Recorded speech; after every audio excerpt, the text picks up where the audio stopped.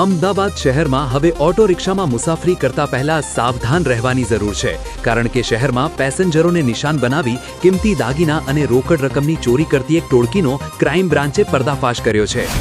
નમસ્કાર દર્શક મિત્રો, ન્યૂઝ ફોર ગુજરાતમાં આપનું સ્વાગત છે। અમદાવાદના કાગડાપીઠ પોલીસ સ્ટેશન વિસ્તારમાં બનેલી આ ઘટનામાં ફરિયાદી ગીતા મંદિર પાસેથી ઓટો રિક્ષામાં બેઠા હતા। રિક્ષામાં પહેલાથી બેઠેલા 3 શખ્સોએ વાતોમાં ભોળવી તેમની નજર ચૂકવી પર્સમાંથી સોના ચાંદીના દાગીના અને 5000 રૂપિયાની રોકડ રકમની ચોરી કરી ફરાર થઈ ગયા હતા। ઘટનાની ગંભીરતાને ધ્યાનમાં રાખી ક્રાઇમ બ્રાન્ચે તપાસ શરૂ કરી હતી। સીસીટીવી ફૂટેજ અને હ્યુમન સોર્સની મદદથી પોલીસે દાણી લીમડા વિસ્તારમાં એસટી વર્કશોપ પાસે અદાણી સીએનજી પંપ નજીકથી 2 આરોપીઓને ઝડપી પાડ્યા હતા। પકડાયેલા આરોપીઓમાં સલીમભાઈ ઉર્ફે સલ્લો શેખ અને શમશેર ખાન પઠાણનો સમાવેશ થાય છે।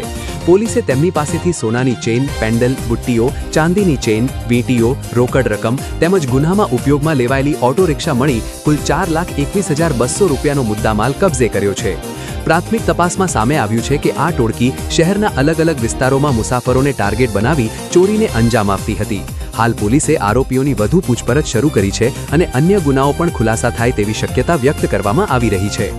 તો મિત્રો, જો તમે પણ ઓટો રિક્ષામાં મુસાફરી કરતા હોવ તો સાવધાન રહો, અજાણ્યા લોકો અને શંકાસ્પદ હરકતોથી બચો અને કોઈ પણ શંકાસ્પદ ઘટના જણાય તો તરત પોલીસને જાણ કરો। રિપોર્ટર શરીફ ખાંચી, અમદાવાદ।